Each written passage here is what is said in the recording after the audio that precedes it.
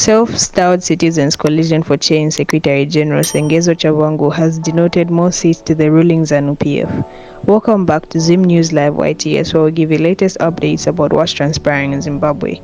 Before we go any further, don't forget to like, subscribe, and turn on the notification bell so that you don't miss any updates.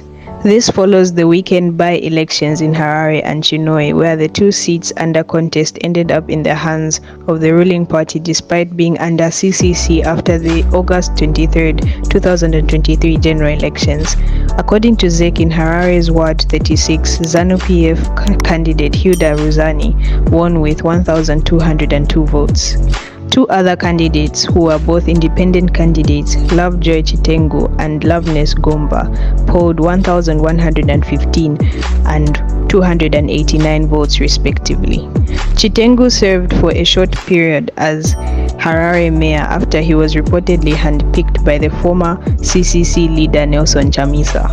Chitengu and his predecessor Ian Makone were both recalled by Sengezo Tshabangu, posing as CCC Interim Secretary General.